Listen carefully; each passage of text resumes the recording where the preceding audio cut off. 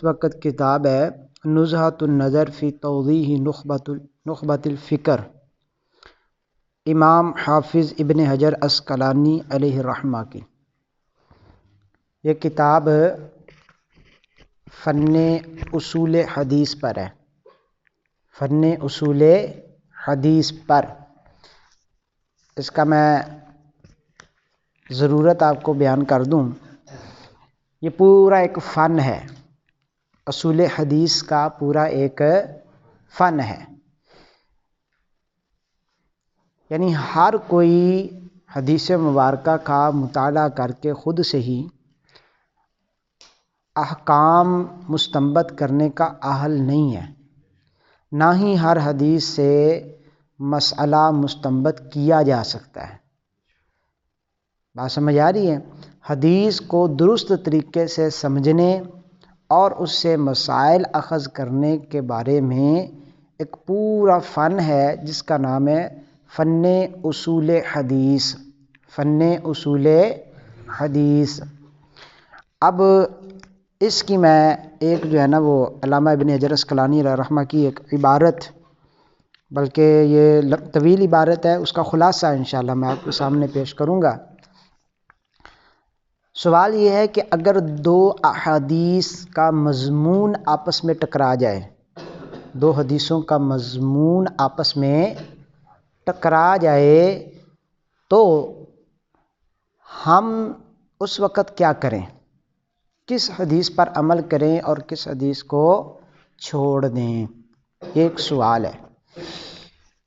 تو اس بارے میں علامہ ابن حجر عسقلانی علیہ الرحمہ نے جو بیان فرمایا اس کا خلاصہ آپ کے سامنے میں پیش کرتا ہوں۔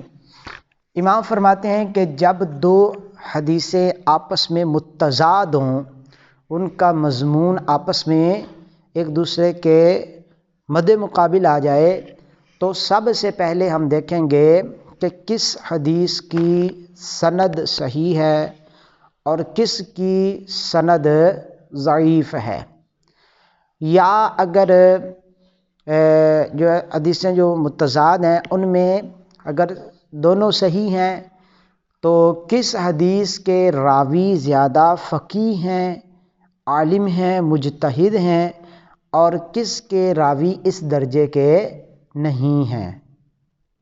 بات سمجھ آ رہی ہے جی؟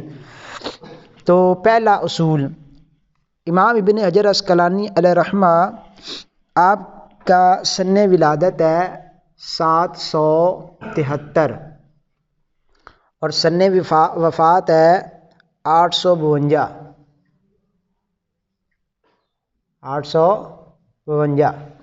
تقریباً آج سے 600 سال پہلے کے یہ بزرگ ہیں۔ ٹھیک ہو گیا جی؟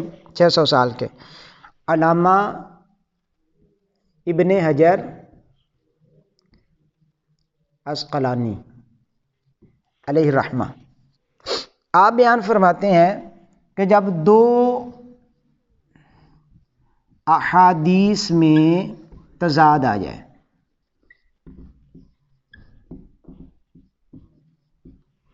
تو سب سے پہلے کیا جائے، دیکھا جائے کہ صحیح اور ضعیف، ان میں سے صحیح اور ضعیف کون سی ہے۔ اور جب یہ واضح ہو جائے گا کہ صحیح کون سی ہے اور ضعیف کون سی ہے، تو پھر ہم کس پر عمل کریں گے؟ صحیح پر۔ کس پر عمل کریں گے؟ صحیح پر۔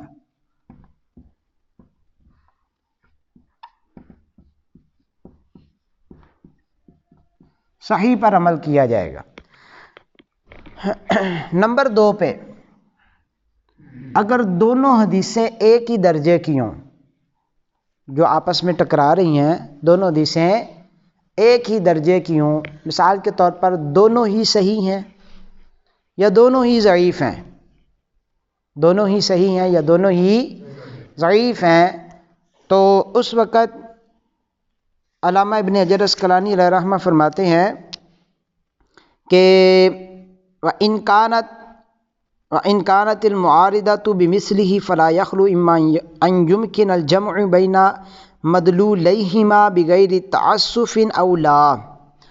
تو اب یہ دو حال سے خالی نہیں ہے، جو دونوں آپس میں ٹکرا رہی ہیں ایک ہی درجے کی ہیں، اب یہ بھی دو حال سے خالی نہیں ہے.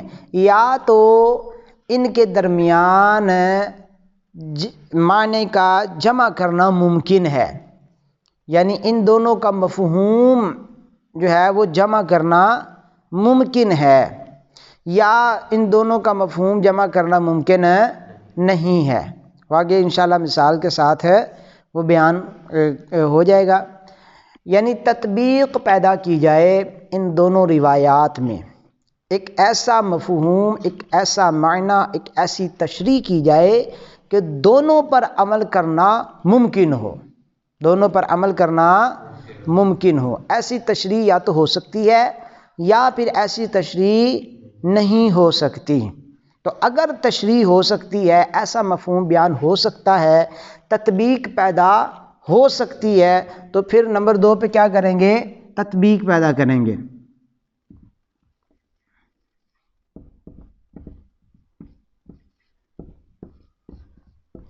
جیسا کہ اب اس کی مثال دے کے سمجھا رہے ہیں تطبیق کیسے پیدا ہوگی.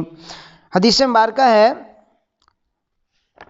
نبی مکرم صلی اللہ تعالی علیہ وسلم ارشاد فرماتے ہیں، لا عدوى ولا طیارہ، لا عدوى ولا طیارہ، بیماری اڑ کے نہیں لگتی، بدشگونی کوئی شے نہیں.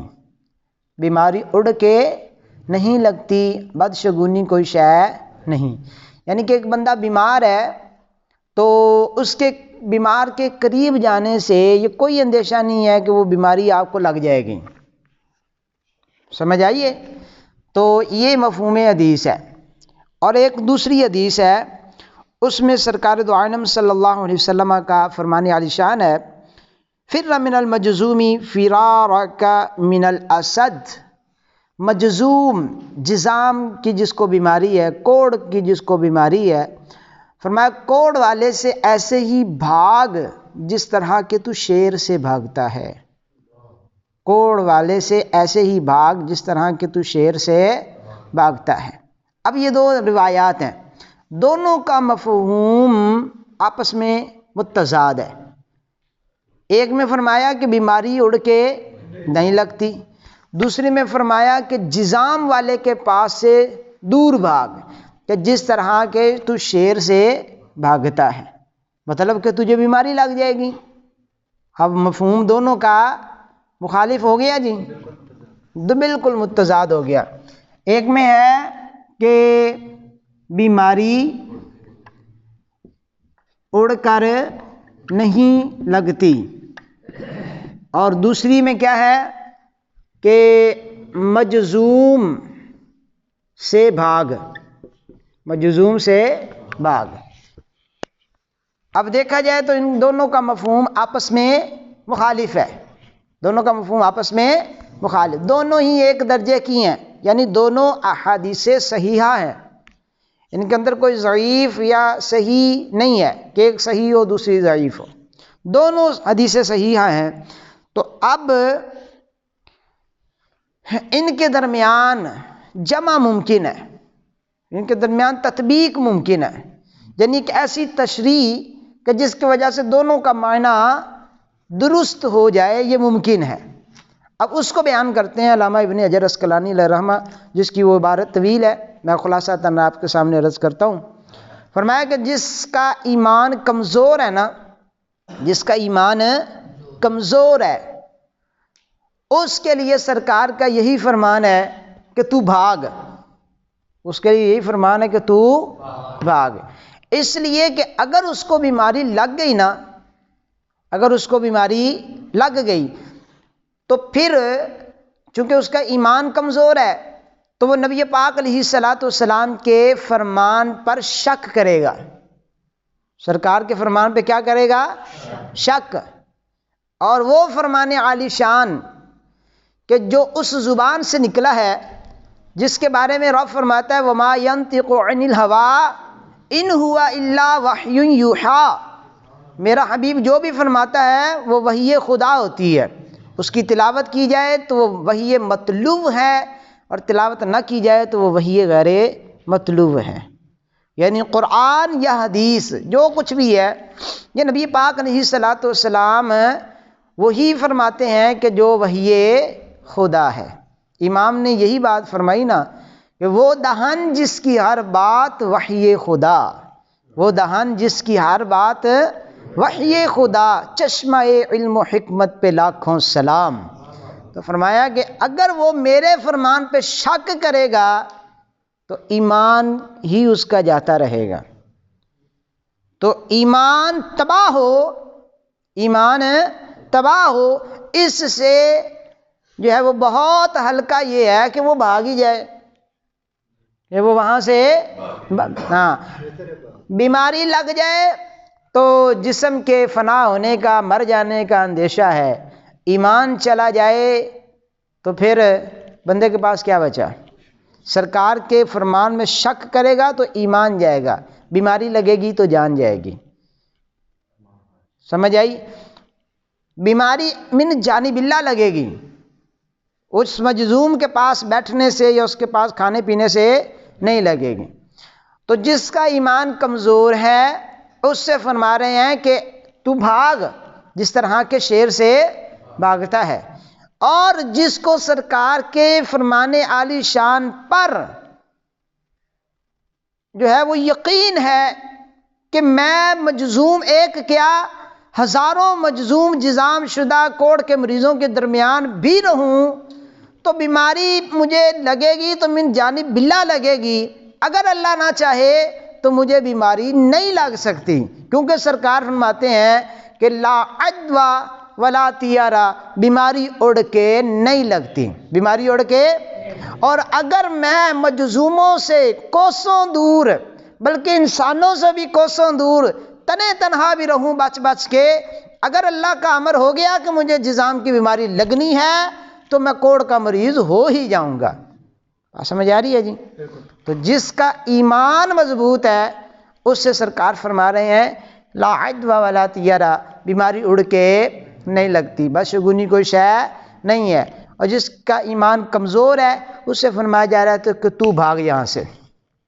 ٹھیک ہے کہ اگر تو یہاں رہا اور اللہ کے امر کی وجہ سے تقدیر کے سبب تو ہو گیا بیمار تو تو کرے گا شک، اور جہاں شک ہو وہاں ایمان نہیں ہوتا. ایمان نام ہی یقین کا ہے، ایمان نام ہی یقین کا. اب یہ ایک تشریح ایسی تھی، یہ تطبیق علماء نے بیان کی. تشریح یہ بیان کی کہ سرکار کے یہ دونوں فرامین حق ہیں، ان کے مخاطب الگ الگ ہیں.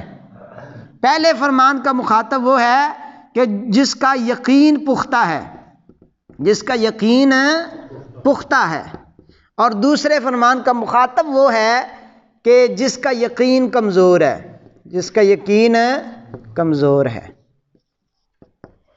بات سمجھ آ گئی جی؟ دو الگ الگ باتیں تھیں، دونوں کے درمیان دوسرا سٹیپ یہ ہے کہ کیا کی جائے؟ تطبیق پیدا کی جائے. بات سمجھ آ گئی جی؟ نمبر 3، علامہ ابن حجر اسقلانی علیہ رحمہ اگلا سٹیپ بیان کرتے ہیں کہ اگر تطبیق بھی ممکن نہ ہو، اگر تطبیق بھی ممکن نہ ہو تو پھر ہم دیکھیں گے کہ اس میں ناسخ کون سی ہے اور منسوخ کون سی ہے. بات سمجھ آئے گی؟ ناسخ و منسوخ کون سی ہے. تو جو ناسخ ہوگی اس پر عمل کیا جائے گا، جو منسوخ ہو چکی اس کو چھوڑ دیا جائے گا. جس طرح کہ سرکار دو عالم صلی اللہ تعالی علیہ وآلہ وسلم نے ارشاد فرمایا کہ کنت نہیتکم عن زیارت القبور، میں تمہیں قبروں کی زیارتوں سے روکا کرتا تھا، میں تمہیں قبروں کی زیارتوں سے روکا کرتا تھا. یعنی آپ جب حدیثیں پڑھیں گے نا تو آپ کو بہت ساری حدیثیں ایسی مل جائیں گی جس میں نبی پاک علیہ الصلوۃ والسلام نے لعنت فرمائی ان عورتوں پر کہ جو قبروں کی زیارت کیا کرتی تھیں. بات سمجھ آ گئی ہے؟ تو ان حدیثوں میں سرکار نے منع کیا ہوا تھا. اب جو ہے سرکار فرما رہے ہیں فزوروها فإنها تذکر الآخرہ، فرمایا کہ اب تم زیارت کیا کرو اس لیے کہ اس سے آخرت کی یاد آتی ہے، قبروں کی زیارت کرنے سے آخرت کی یاد آتی ہے۔ تو اب یہ دو حدیثیں تھیں۔ اب آپ ایک ایسی حدیث دیکھیں گے کہ جس میں فرمایا کہ عورتوں پر لعنت ہے کہ جو قبروں کی زیارت کرتی ہیں، اور ایک کچھ ایسی حدیثیں دیکھیں گے جس میں سیدہ عائشہ صدیقہ رضی اللہ تعالیٰ عنہ فرماتی ہیں کہ میں جو ہے وہ قبرستان گئی، سرکار بھی اس وقت قبرستان میں تھے، شب نصف شعبان کی رات، 15ویں شعبان کی رات۔ تو اب ان دونوں میں تطبیق کیا ہے کہ جو پہلا حکم تھا وہ منسوخ ہے اور بعد والا ناسخ ہے، سمجھ آئے گی؟ لیکن ضمناً یہ بات بھی سمجھ لیجئے کہ دور حاضر کے اندر عورتوں کو حکم یہی ہے کہ وہ قبرستان نہ جایا کریں، دور حاضر میں حکم یہی ہے کہ وہ قبرستان نہ جایا کریں۔ اس کی وجہ کیا ہے؟ ان کا جانا جائز ہے، لیکن آج کے زمانے کی عورتوں کے ساتھ کچھ ایسے معاملات ہیں کہ ان معاملات کی وجہ سے جانا ناجائز ہے۔ بات سمجھ آ رہی؟ جس طرح کہ دودھ کا ایک گلاس ہو تو کیا دودھ پاکیزہ حلال طیب ہے کہ نہیں ہے؟ اس کو پینا جائز ہے، حلال ہے، لیکن اگر شراب کا قطرہ معاذ اللہ ڈال دیا یا پیشاب کا قطرہ ڈال گیا تو اب اس کو پینا حرام ہے کہ نجس ملاوٹ ہوگی اس کے اندر۔ ایسے ہی عورتوں کا قبرستان جانا جائز ہے، لیکن وہ ایسے معاملات کر دیتی ہیں جس کی وجہ سے یہی کام ان کے حق میں کیا ہو جاتا ہے؟ ناجائز۔ مثال کے طور پر یا تو مردوں عورتوں کا اختلاط ہوگا، مرد بھی ادھر عورتیں بھی ادھر، جس طرح کہ 10 محرم الحرام کے دن جو ہے وہ ہمارے اہل سنت کے اندر یہ ہے کہ ہم قبروں کی زیارت کرتے ہیں، اور بیویاں بھی چلی جاتی ہیں، بندے بھی چلے جاتے ہیں، اور بیویوں نے پھر پردہ نہیں کیا ہوتا، تو اب غیر محرم کی نظر ان پہ پڑے گی، پھر خوشبوئیں لگا کر جائیں گی۔ ہاں جی، تو یہ وہ فاسد عوارض ہیں کہ جن کی وجہ سے ان کا جانا قبرستان کے اندر منع ہے۔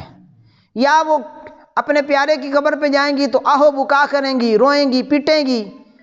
ہاں جی، مرد تو صبر کر جاتا ہے نا، عورت کا دل نرم ہوتا ہے، تو جب وہ ایسے معاملات کرے گی تو پھر اس کی آواز کا پردہ نہیں رہے گا۔ اور اگر وہ کسی اللہ والے کی قبر پہ جائے گی تو حد ادب میں حد سے بڑھ جائے گی، ادب میں حد سے بڑھ جائے گی۔ تو اس لیے ان عوارضات کی وجہ سے عورت کو فی زمانہ یہی حکم ہے کہ وہ قبرستان نہ جائے، وہ قبرستان نہ جائے۔ تو ناسخ و منسوخ کے اندر ہم وہ حدیث پڑھ رہے تھے کہ سرکار نے فرمایا میں تمہیں قبروں کی زیارت سے منع کیا کرتا تھا، لیکن اب تم قبروں کی زیارت کیا کرو کہ اس کے اندر آخرت کی یاد ہے، قبروں کی زیارت کرنے سے آخرت یاد آتی ہے۔ تو اگر تطبیق ممکن نہ ہو تو ہم دیکھیں گے کہ آیا ان میں سے کوئی حدیث ناسخ اور کوئی منسوخ ہے؟ ایسا معاملہ تو نہیں ہے، بات سمجھ آ گئی؟ تو اگر ہمیں پتہ چل جائے کہ فلاں حدیث ناسخ ہے، فلاں حدیث منسوخ ہے، تو منسوخ کو چھوڑ دیں گے، ناسخ پر ہم عمل کریں گے۔ ناسخ پر کیا کریں گے؟ عمل۔ ایک اور مثال لے لیں، 16 یا 17 مہینے مدینہ پاک میں آنے کے بعد ہجرت کر کے سرکار جب مدینہ منورہ تشریف لائے تو مسلمان 16 یا 17 مہینے مسجد اقصی کی طرف رخ کر کے نماز ادا کیا کرتے تھے۔ کہاں؟ مسجد اقصی۔ اس کے بعد خانہ کعبہ ہمارا قبلہ بنا دیا گیا، خانہ کعبہ ہمارا قبلہ بنا دیا گیا۔ اب نماز دونوں طرف پڑھی گئی، لیکن مسجد اقصی کی طرف پہلے پڑھی جاتی تھی، کعبے کی طرف بعد میں حکم آیا۔ تو اب ہمیں پتہ چل گیا کہ مسجد اقصی کی طرف جو نماز پڑھنے کا معاملہ تھا وہ منسوخ ہو گیا، اور کعبے کی طرف نماز پڑھنے والا معاملہ یہ اس کا کیا ہے؟ ناسخ ہے۔ اور جب ناسخ کا علم ہو جائے، محدثین فرماتے ہیں جب ناسخ کا علم ہو جائے تو منسوخ پر عمل کرنا جائز نہیں ہے، منسوخ پر عمل کرنا جائز ہے نہیں ہے۔ مثال کے طور پر یہی ہے، مسجد اقصیٰ کی طرف اب نماز رخ کر کے نماز پڑھیں گے تو ہمارے لیے جائز ہے نہیں ہے۔ خیبر کے موقع پہ سرکار علیہ الصلوۃ والسلام نے متعہ حرام کر دیا، ٹھیک ہے جی، اور پہلے متعہ جائز تھا، خیبر کے موقع پہ حرام ہو گیا، اب وہ پہلے جو جائز تھا وہ ہو گیا منسوخ، اور منسوخ پر عمل کرنا جائز نہیں ہے۔ ایک وقت تھا کہ شراب حلال تھی، ایک وقت آیا کہ شراب حرام ہو چکی، تو اب اس منسوخ پر عمل کرنا جائز نہیں۔ بات سمجھ آ رہی ہے جی؟ یہ اصول بھی سمجھیے گا، جو منسوخ ہو چکا اس پر منسوخ اور ناسخ کا علم ہونے کے بعد اس پر عمل کرنا جائز نہیں ہے۔ تو اب نمبر 4 پہ آ جائیں۔ اگر ناسخ و منسوخ کبھی پتہ نہ چلے ناسخ کون سی اور منسوخ کون سی، یہ وقت ہی بتائے گا نا جی، کہ جس طرح وہ بیان ہوا تھا کہ خیبر سے پہلے اور خیبر کے بعد متعہ کا بیان یہی تھا نا جی، تو اس میں ہمیں پتہ چل گیا۔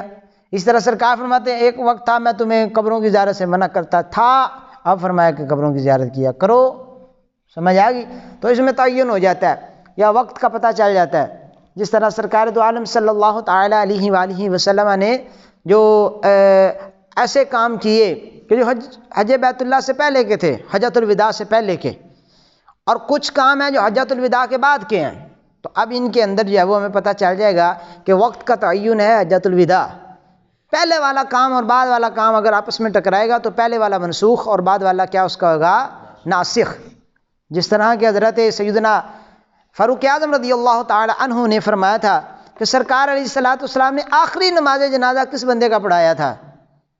یہ فلاں کا پڑھایا تھا۔ کتنی تکبیریں تھیں اس میں؟ یہ 4 تکبیریں تھیں۔ فرمایا بس اب ہم 4 ہی پڑھا کریں گے، باقی جتنی بھی سرکار پہلے 5 6 یا 7 جتنی بھی پڑھا کرتے تھے وہ ساری کیا ہو گئیں منسوخ۔ آخری نماز جنازہ میں چونکہ سرکار نے 4 پڑھی اور یہ عمل ان سب کے لیے کیا ہو گیا ناسخ۔ بات سمجھ آ رہی جی؟ اچھا، اگر وقت کا پتہ نہ چلے تو پھر کیا کیا جائے؟ فرماتے ہیں پھر اگر ان دونوں روایات میں سے کسی روایت کو قرآن یا دیگر احادیث دیگر روایات ترجیح دیتی ہوں تو پھر ہم ایک روایت کو ترجیح دے دیں گے، دوسری مرجوح ہو جائے گی، جس کو ترجیح دیں گے اس پر عمل کیا جائے گا، اس پر کیا کیا جائے گا عمل کیا جائے گا۔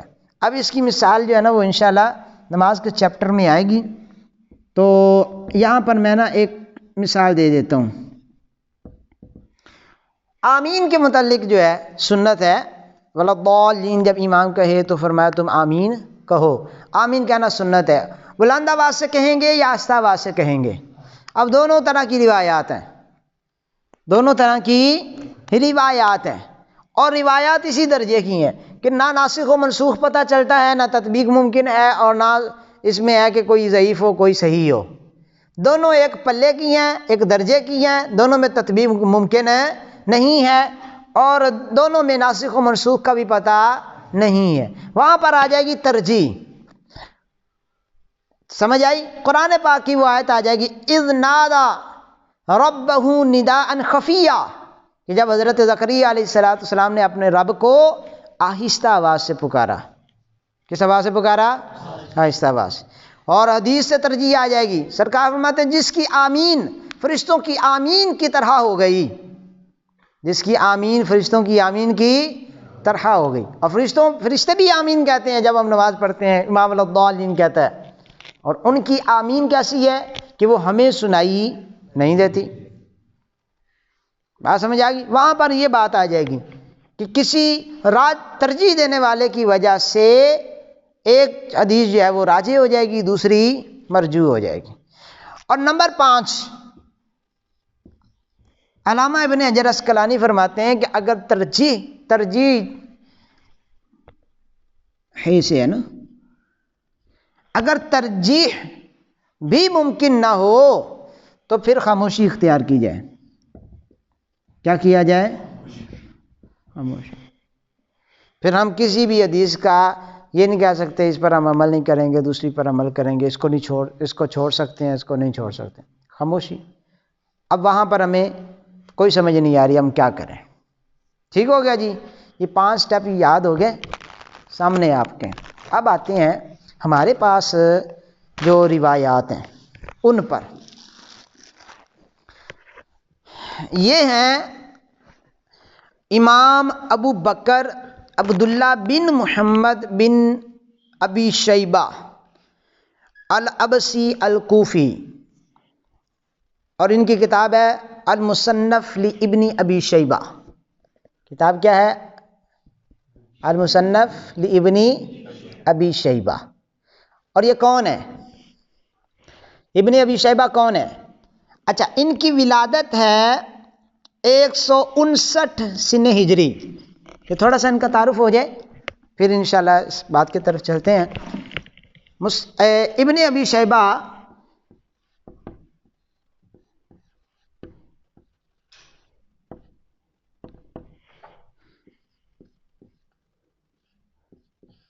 ولادت ہے 159۔ امام اعظم ابو حنیفہ رحمۃ اللہ تعالی علیہ کا وصال کب ہوا تھا بھلا؟ 150 ہجری میں۔ تو امام صاحب کی وصال کے بعد 9 سال بعد یہ پیدا ہو رہے ہیں۔ امام صاحب کے وصال کے 9 سال بعد، اور امام بخاری پیدا ہو رہے ہیں 194 میں۔ امام بخاری کا پیدا ہو رہے ہیں 194 میں۔ تو امام بخاری سے امام ابن ابی شیبہ کتنے سال بڑے ہو گئے جی؟ 35 سال، 35 سال بڑے ہو گئے جی۔ یہ فرق یاد رکھیے گا، جب امام بخاری پیدا ہوئے تھے نا اس وقت امام ابن ابی شیبہ 35 سال کے تھے۔ ٹھیک ہو گیا۔ اب ان کی وصال کب ہوا ہے جی؟ وصال ہوا ہے 235 سن ہجری، 235 سن ہجری ان کا وصال ہے۔ اور یہ امام ابن ابی شیبہ یہ امام بخاری کے استاد ہیں۔ سبحان اللہ کہہ رہے ہیں، کیا ہیں؟ استاد ہیں۔ ابن ابی شیبہ امام بخاری کے کیا ہیں؟ صلو علی الحبیب۔ لو ابھی اب استادوں کی باری آ گئی۔ استاد کیا فرماتے ہیں، سننا پسند فرمائیں گے؟ یہ مصنف ابن ابی شیبہ یہ جو ہے اس کی تقریباً میرا خیال ہے 26 جلدیں ہیں۔ کتنی جلدیں ہیں؟ استاد کے پاس جو حدیثیں ہیں وہ 26 جلدوں میں ہیں، اور جو شاگرد نے صحیح بخاری کے اندر لکھی ہیں، یہ میرے پاس صحیح بخاری ہے امام بخاری علیہ رحمہ کی، اس کے اندر ان حدیثوں کی تعداد کتنی ہے؟ اب اس طرح کریے گا، ابن ابی شیبہ کی آخری جلد جو ہے نا وہ لے کے آئیے گا لائبریری سے۔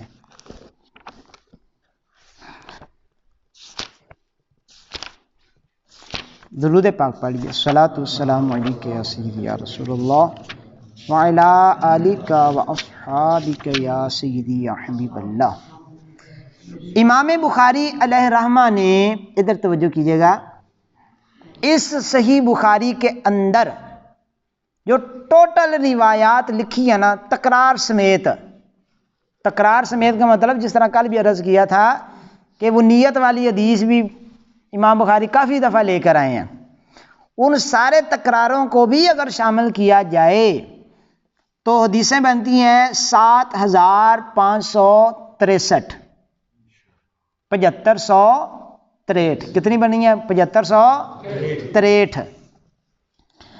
یہ اس صحیح بخاری کے اندر یہ مکمل صحیح بخاری شریف ہے۔ جبکہ امام بخاری علیہ رحمہ آپ کو کتنی حدیثیں آتی تھیں؟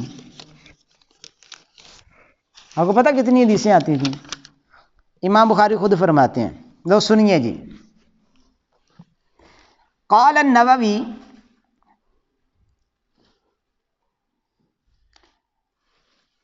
امام نووی علیہ رحمہ آپ فرماتے ہیں کہ امام بخاری علیہ رحمہ سے ہمیں مختلف طرق کے ذریعے یہ روایت پہنچی ہے، یہ بات پہنچی ہے، یہ آخری ہے، اس سے پہلے والی، یہ تو فہرست ہے نا، اس میں 25ویں جلد لے کے آئیے. امام بخاری فرماتے ہیں کہ صنفت کتاب الصحیح، میں نے یہ جو کتاب صحیح ہے نا، صحیح بخاری، یہ میں نے تصنیف کی ہے. کہاں عبارت گئی جی، لستی عشرۃ سنۃ، 16 سال میں. صحیح بخاری لکھتے لکھتے لکھتے لکھتے مجھے کتنا عرصہ لگ گیا؟ 16 سال. وخرجتہ من 600,000 حدیث، اور میں نے اس بخاری کو، اپنی صحیح کو 600,000 یعنی 6 لاکھ احادیث میں سے ان احادیث کو نکال کر کے لکھا ہے. کتنی حدیثیں؟ 6 لاکھ. 600,000، 600,000 یعنی 6 لاکھ. کتنی؟ 6 لاکھ.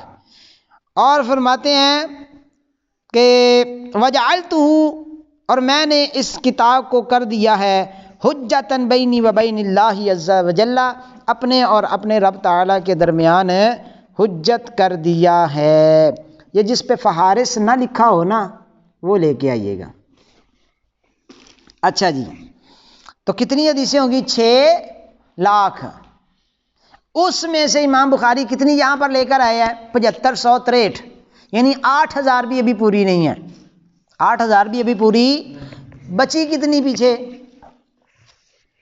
6 لاکھ میں سے 8000 نکال دیں، کتنے بچے؟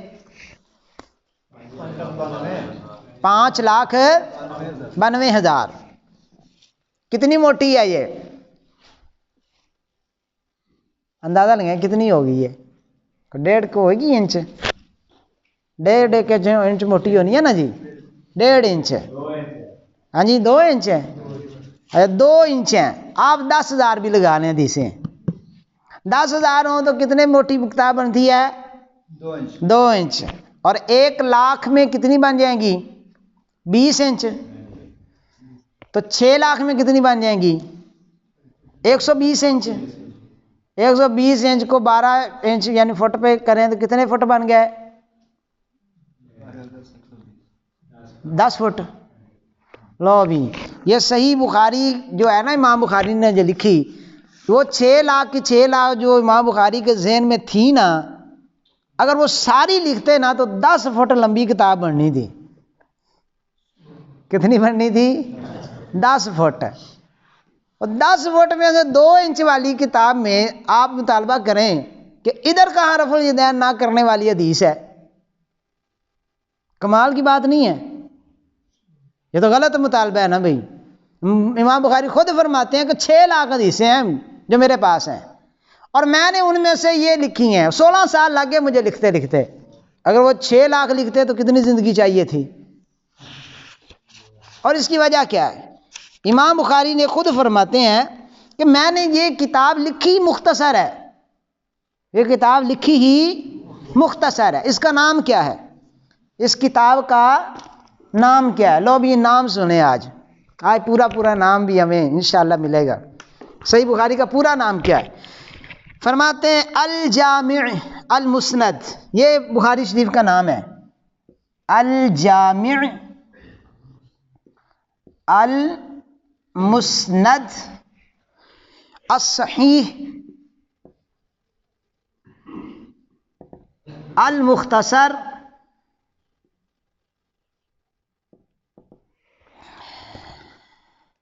من امور رسول اللہ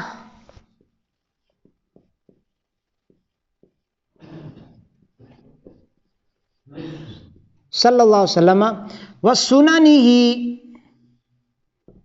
و ایامہ. یہ پورا نام ہے صحیح بخاری کا. اور جس کو صحیح بخاری کا پورا نام آتا ہوگا نا، وہ کبھی یہ نہیں مطالبہ کرے گا کہ مجھے بخاری میں سے دکھائیں، کیونکہ بخاری کا نام چیخ چیخ کے کہہ رہا ہے کہ میں تو ابھی مختصر ہوں، میں کیا ہوں؟ مختصر۔ اب یعنی کہ آپ دیکھیں، دو چیزیں ہیں نا ہمارے لیے ہدایت اور رہنمائی کے لیے، ایک قرآن ہے، دوسرا حدیث ہے۔ قرآن تو وہ ہے جو دو گتوں کے درمیان ہے، الحمد سے لے کر والناس تک، اس کی حد بندی ہے۔ حدیث کی کوئی حد بندی نہیں ہے کہ آپ کہیں حدیثیں وہی ہیں صرف جو بخاری میں ہیں، باقی حدیثیں کوئی نہیں، یا حدیثیں وہی ہیں جو سیاہ ستہ میں ہیں، باقی حدیثیں نہیں ہیں۔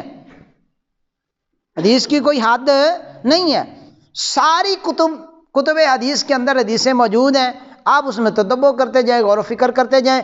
ہاں اگر آپ کو کہیں تضاد نظر آتا ہے تو یہ ہمارے سامنے اصول بیان ہے، ہم اس اصول پہ پرکھتے جائیں گے، صحیح ہے تو لے لیں گے، ضعیف ہے تو چھوڑ دیں گے، تطبیق دیں گے اگر دونوں ہم پلہ ہوں گی، ناسخ و منسوخ کو دیکھیں گے، اور یہ بھی نہ آئے تو ترجیح دیں گے، ورنہ بالکل خاموشی اختیار کریں گے۔ اب امام بخاری فرماتے ہیں یہ جو میں نے کتاب لکھی ہے الجامع، یہ جتنے بھی مضمون ہیں نا ان سب کو شامل ہے، نماز، روزہ، حج، زکوٰۃ، جہاد، سمجھ آ گئی جی، جتنے بھی احکام شرع ہیں ان سب کو شامل ہے۔ اس میں ڈھیر روایات تھیں، اس میں ڈھیر روایات تھیں، لیکن میں نے مختصر کیا، میں نے کیا کیا؟ مختصر۔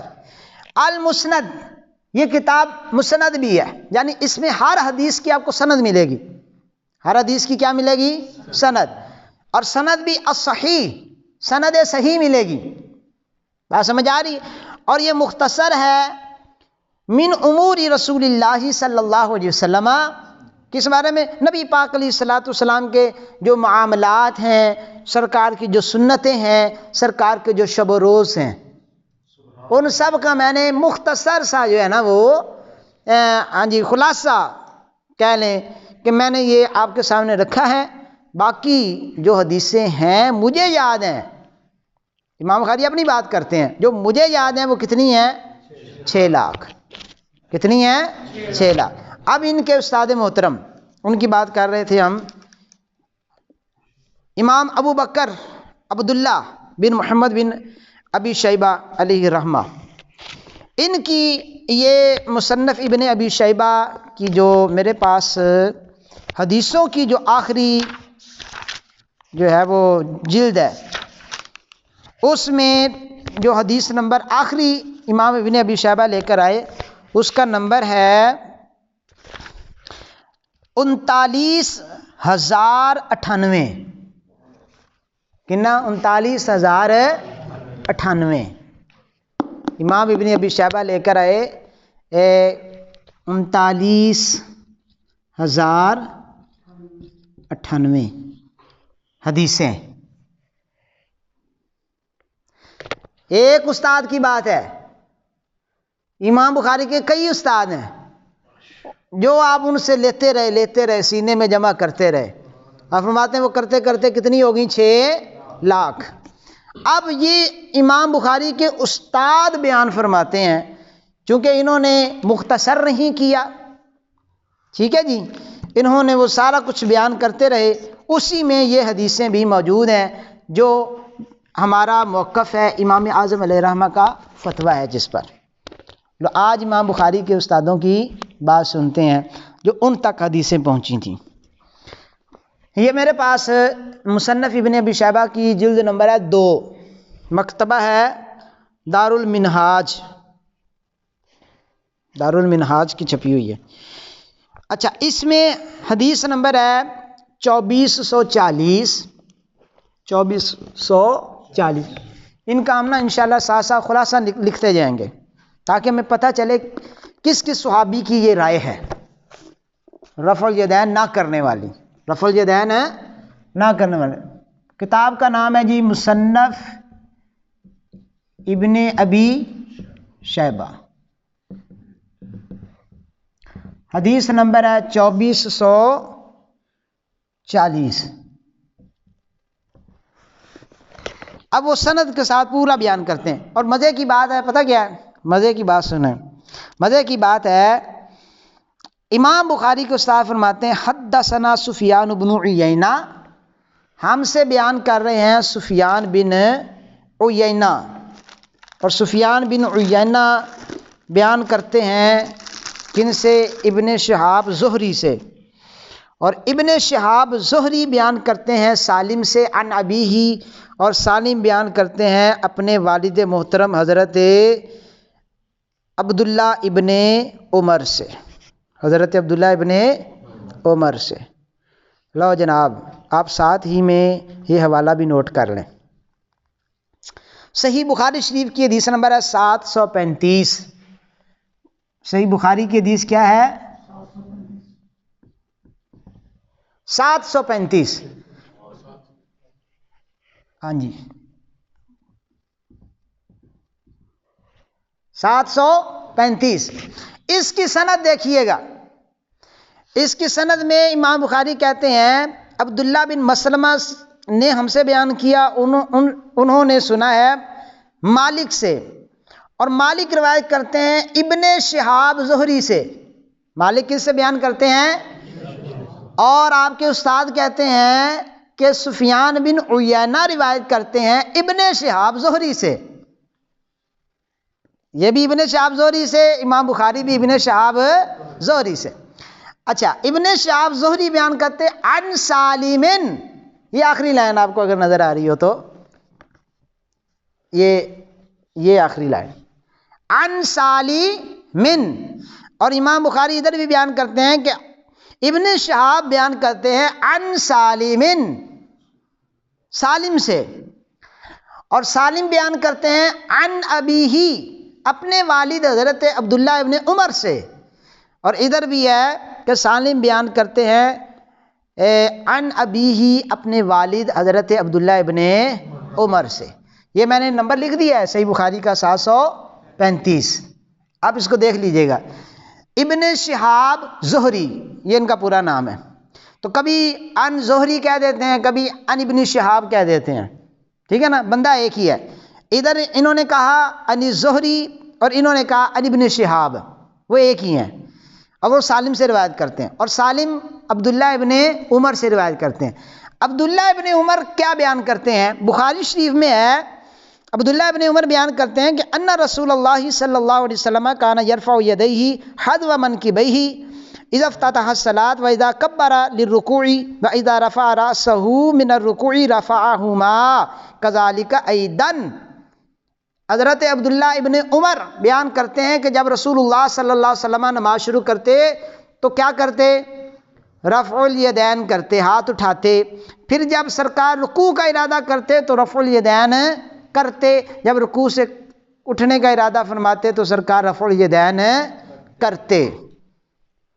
راوی کون ہے بھائی؟ صحابی رسول راوی کون ہے؟ عبداللہ ابن عمر۔ بخاری کے اندر بھی یہی ہے،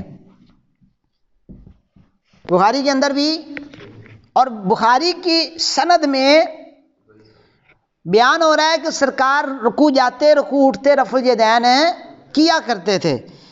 اور مصنف ابن ابی شیبہ کی روایت میں یہ ہے کہ ابن عمر ہی کہتے ہیں رأیت النبی صلی اللہ علیہ وسلم، میں نے سرکار کو دیکھا یرفع یدیہ اذا افتتح الصلاۃ، جب سرکار نماز شروع فرماتے تو میں نے دیکھا کہ سرکار نے شروع نماز میں ہاتھ اٹھائے۔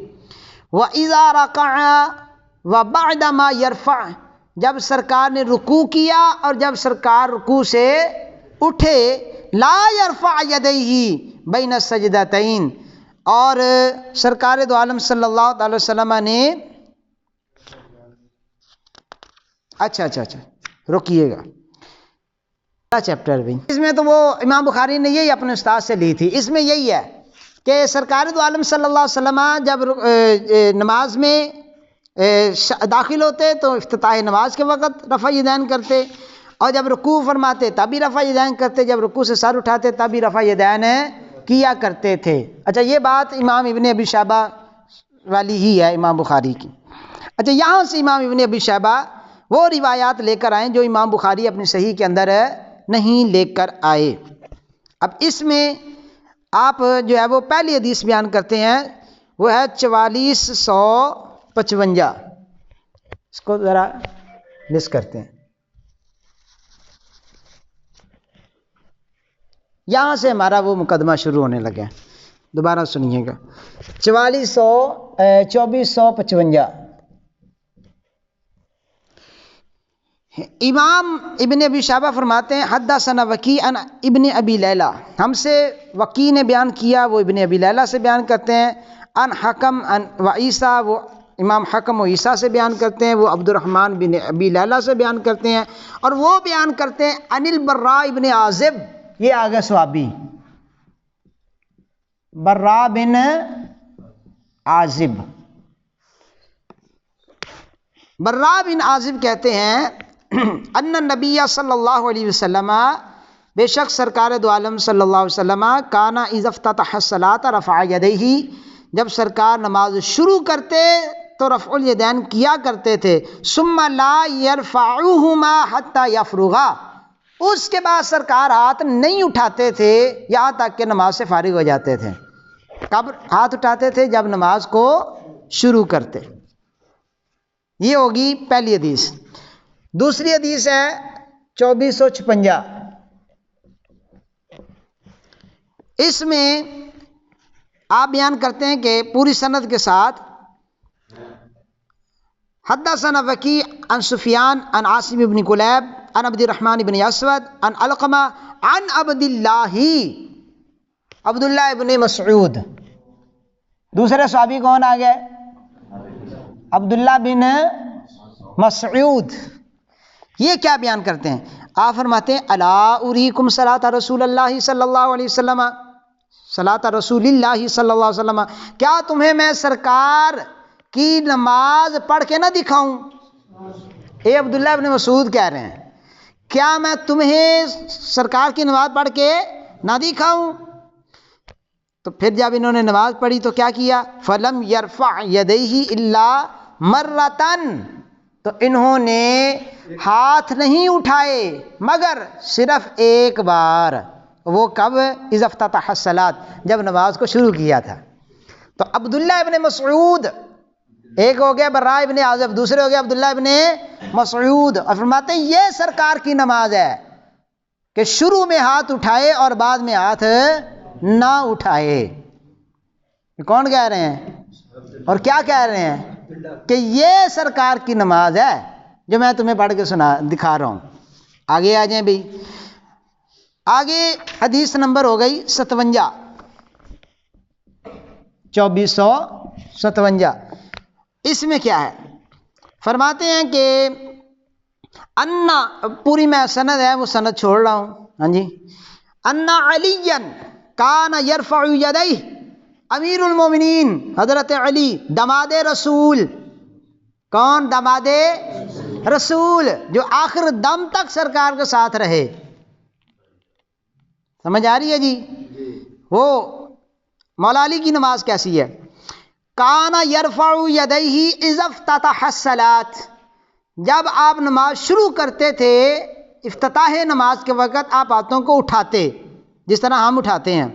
ثم لا یعود، پھر اس کے بعد مولا علی بھی ہاتھوں کو دوبارہ نہیں اٹھاتے تھے.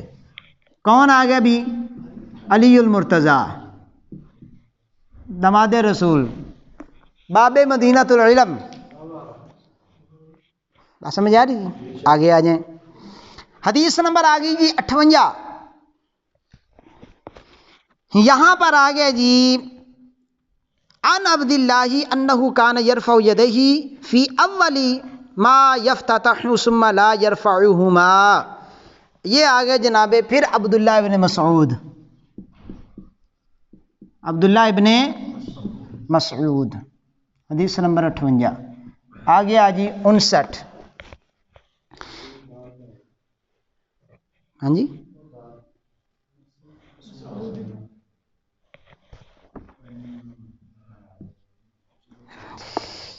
اچھا جی. آگے فرماتے حدثنا ابن المبارک عن اشعث عن شعبی انہ کان یرفع یدیہ فی اول التکبیرۃ ثم لا یرفعہما.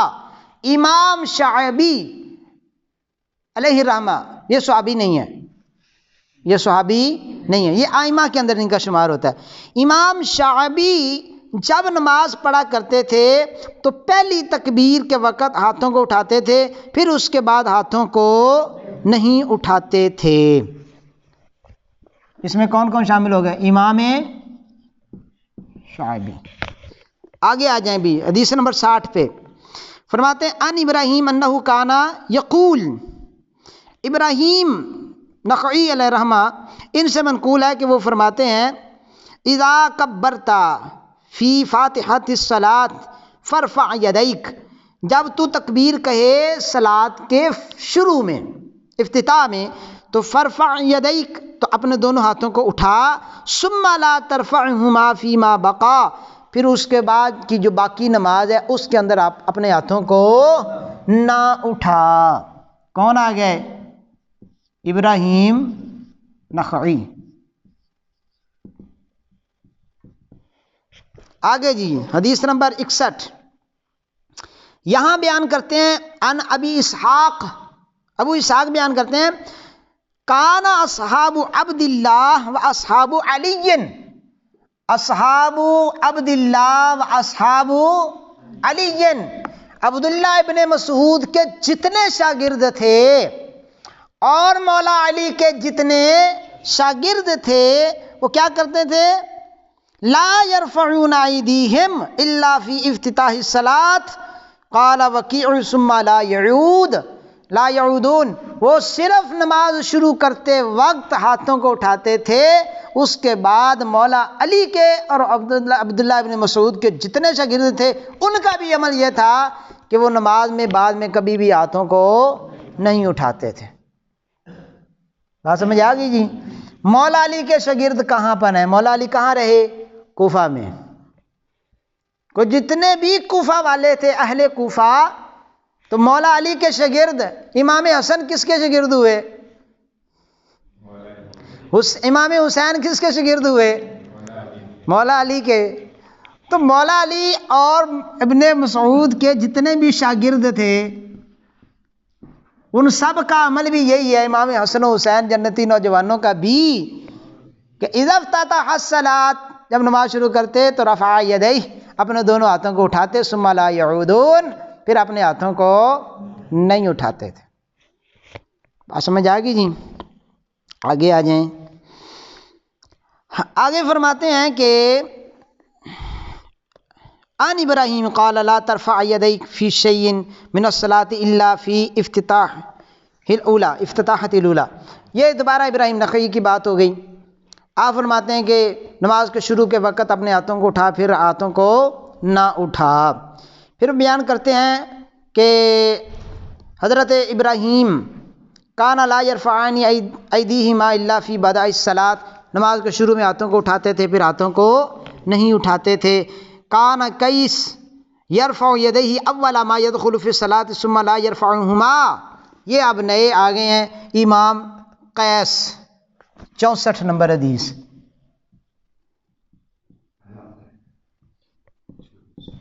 یہ بھی رفع یدین نہیں کرتے تھے رکوع جاتے آتے۔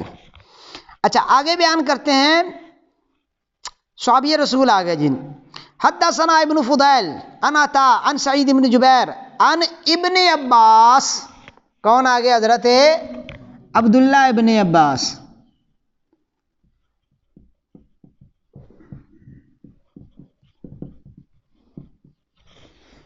عبداللہ ابن، جن کے بارے میں صحیح بخاری کے اندر حدیث موجود ہے کہ سرکار نے فرمایا اللہم علمہ التأویل، اے اللہ عبداللہ ابن عباس کو قرآن کی تفسیر کا علم عطا فرما دے، قرآن کی تفسیر کا علم دے دے۔ اور سب سے پہلے مفسر قرآن اس امت کے جو ہیں اس کا نام عبداللہ ابن عباس ہے۔ اس کا نام کیا؟ عبداللہ ابن، اور عبداللہ ابن عباس وہ مناظر ہیں، مناظر اہل بیت ہیں کہ جو مولا علی کی طرف سے خارجیوں کے پاس گئے تھے مناظرہ کرنے، مولا علی کا مناظر عبداللہ ابن عباس۔ اب ان کی بات کیا ہے؟ فرماتے قالا، آپ فرماتے ہیں ترفع الایدی فی سبعۃ مواطن، 7 جگہوں پہ ہاتھوں کو اٹھایا جائے گا۔ عبداللہ ابن عباس فرماتے ہیں کہ کتنی جگہوں پہ ہاتھوں کو اٹھایا جائے گا؟ اب آپ نے وہاں دیکھنا ہے کہ رکوع والی اور رکوع سے اٹھنے والی جگہ ہے یا نہیں ہے، اور نماز سے شروع کرنے والی جگہ کا ذکر ہے یا نہیں ہے۔ ٹھیک ہو گیا جی۔ اب وہ 7 جگہیں کون سی ہیں؟ اذا قام الی الصلاۃ، جب فرمایا نماز کے لیے کھڑا ہوگا تو تب ہاتھوں کو اٹھائے گا۔ وَإِذَا رَأَى الْبَيْتَ، اور جب خانہ کعبہ کو دیکھے گا تو ہاتھوں کو اٹھائے گا۔ افتتاح الصلاۃ کا اذا قام الی الصلاۃ کا ذکر تو ہے، وَإِذَا رَكَعَ اس کا ذکر نہیں ہے، آپ نے کیا ہی نہیں۔ فرمایا جب نماز کے لیے کھڑا ہوگا تب ہاتھ اٹھائے گا، اور دوسرا مقام فرمایا جب خانہ کعبہ کی زیارت کرے گا تب اٹھائے گا۔ پھر فرماتے ہیں وَعَلَى الصَّفَا وَالْمَرْوَةِ، ایک تھا نماز کو شروع کرتے وقت، یہ 7 اب مقام یاد رکھنا۔ دوسرا ہے جب خانہ کعبہ کو دیکھے، وَعَلَى الصَّفَا جب صفا پر پہاڑی پر پہنچے پھر ہاتھوں کو اٹھائے، وَالْمَرْوَةِ جب مروہ پہاڑی پہ پہنچے تب ہاتھوں کو اٹھائے، وَفِي الْعَرَفَاتِ میدان عرفات میں جب پہنچے تب ہاتھوں کو اٹھائے، وَفِي جَمْعٍ وَعِنْدَ الْجِمَارِ اور جب جمرات یعنی شیطانوں کو پتھر مارے جاتے ہیں اس وقت بھی جو ہے وہ ہاتھوں کو اٹھائے۔ کتنی جگہیں ہو گئی جی؟ 7۔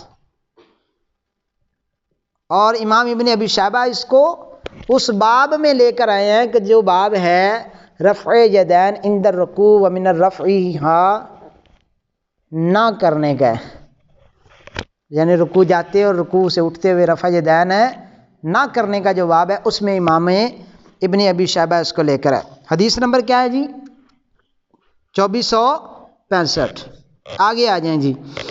آگے فرماتے ہیں کہ کانا ابن ابی لیلہ یرفع یدیہ اول شیء اذا کبر، کہ جب نماز کی تکبیر کہتے تو اول میں امام ابن ابی لیلہ رفع الیدین کرتے تھے، اس کے بعد رفع الیدین نہیں کرتے تھے۔ امام ابن ابی لیلہ۔ آگے آ جائیں بھی۔ لو جناب، وہ جو پہلے بات چل رہی تھی ہماری وہ تھوڑی سی ڈگمگ ہو گئی تھی بخاری کی روایت کی، اب وہ آ گئے جی۔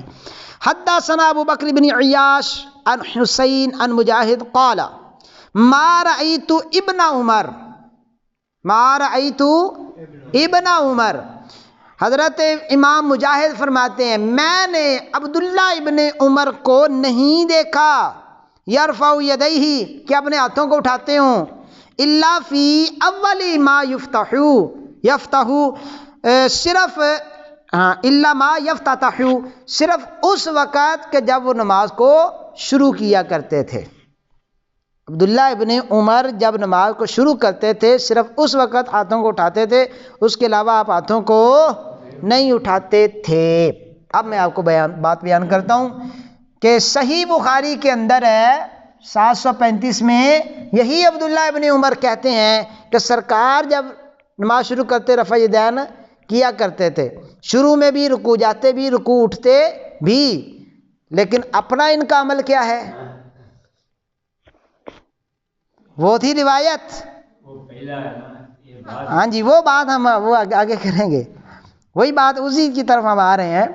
اپنا ان کا بیان یہ ہے کہ سرکار رفع یدین کرتے تھے، لیکن عمل اپنا کیا ہے کہ یہ رفع یدین خود نہیں کرتے تھے۔ عبداللہ ابن عمر، لو جناب آپ سنتے ہیں، آگے ہے روایت نمبر 67۔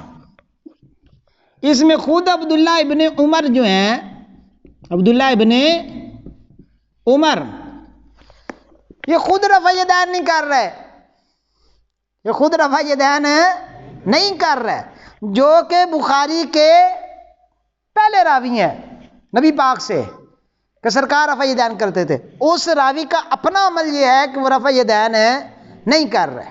اس سے کیا ثابت ہوتا ہے؟ اس سے یہی ثابت ہوتا ہے کہ ان پر جب ظاہر ہو گیا کہ نبی پاک علیہ الصلوۃ والسلام نے آخری وقت میں رفع یدین چھوڑ دیا تھا تو انہوں نے بھی چھوڑ دیا۔ انہوں نے بھی، ورنہ راوی اپنی روایت کے خلاف عمل کرے، یہ کیسے ہو سکتا ہے؟ خود تو لوگوں کو کہیں آپ رفع یدین کریں اور آپ رفع یدین ہی نہ کریں، اور ہو بھی بندہ صحابی. ٹھیک ہو گیا جی. اب یہ بات آگے چل کر ہم بیان کریں گے کہ یہ بات محدثین نے بیان کی ہے کہ پہلے رفع یدین ہوتا تھا، بعد میں رفع یدین منسوخ ہو گیا. اس پر انشاءاللہ وہ روایت بھی میں پیش کروں گا. اچھا جی، آگے چلتے ہیں تو فرماتے ہیں کہ امام اسود اور علقمہ انہما کانا یرفعان ایدیہما اذا افتتحا ثم لا یعودان. یہ آگے بھی امام اسود اور علقمہ ان دونوں کی بات آ گئی جی. اس میں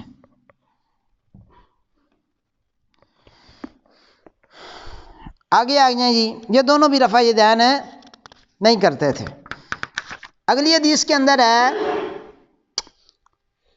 کہ امام اسود، یہ جو ہے اسود، یہ بڑے تگڑے بندے کی بات کر رہے ہیں، اس بندے کی کہ جس کا ذکر جہاں کیا جائے تو شیطان کو آگ لگ جاتی ہے، جس گلی کے اندر آ جائے تو شیطان وہ گلی چھوڑ کے بھاگ جاتا ہے. ہاں جی، جس کا نام سینے پہ لکھ کر سو جائیں تو شیطان قریب نہیں آتا. پہچان گئے ہوں گے کون ہے وہ.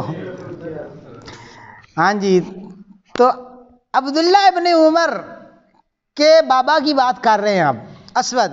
کیا کہتے ہیں؟ کہتے ہیں صلیت مع عمر، میں نے حضرت عمر کے ساتھ نماز پڑھی ہوئی ہے، میں نے حضرت عمر کے ساتھ نماز پڑھی ہوئی ہے.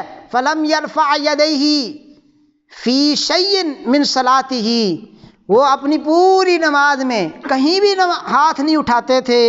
الا حین افتتح الصلاۃ، مگر اس وقت کہ جب انہوں نے نماز شروع کرنا ہوتی تھی. مگر کب؟ کہ جب نماز شروع کرنا ہوتی تھی. لو جی، قال عبد الملک کہتے ہیں ورأیت الشعبی و ابراہیم و ابا اسحاق لا یرفعون ایدیہم الا حین یفتتحون الصلاۃ. یہ تابعی بزرگوں کی بات ہو رہی ہے. امام شعبی وہ کہتے ہیں کہ ادھر امام شعبی کی بات ہوگی، میں نے امام شعبی کو دیکھا وہ بھی رفع یدین نہیں کرتے تھے. میں نے ابراہیم نخعی کو دیکھا وہ بھی جو ہے وہ رفع یدین نہیں کرتے تھے. اور میں نے حضرت امام ابو اسحاق کو دیکھا، اس میں آگے حضرت عمر اور ابو اسحاق یہ ہو گیا تابعی بزرگ، ان کو بھی دیکھا لا یرفعون ایدیہم الا حین یفتتحون الصلاۃ، یہ بھی ساری نماز میں ہاتھ نہیں اٹھاتے تھے مگر اس وقت کہ جب انہوں نے نماز کو شروع کرنا ہوتا تھا. ابھی ہم نے ایک محدث کی بات کی ہے، امام بخاری کے ایک استاد کی بات کی ہے، اور امام بخاری کے ایک استاد کتنے بندوں کو لے کے آئے ہیں؟ یہ عبداللہ ابن مسعود ڈبلنگ ہوگی.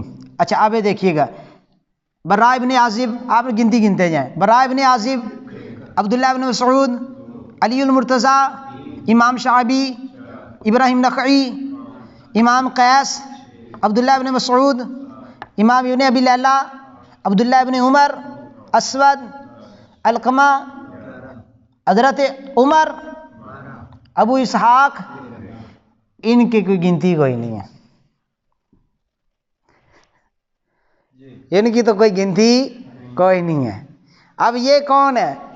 براء ابن عازب صحابی، عبداللہ ابن مسعود صحابی، علی المرتضی صحابی، عبداللہ ابن عباس صحابی، عبداللہ ابن عمر صحابی، حضرت عمر صحابی. 6 صحابہ ہیں اس میں. اگر ہم رفع یدین نہ کریں ہماری نماز نہیں ہوتی تو ان 6 صحابہ کے بارے میں کیا حکم ہے؟ سمپل سا سوال ہے. بات سمجھ آ رہی ہے جی؟ یہ دوسرا پارٹ تھا ہمارا.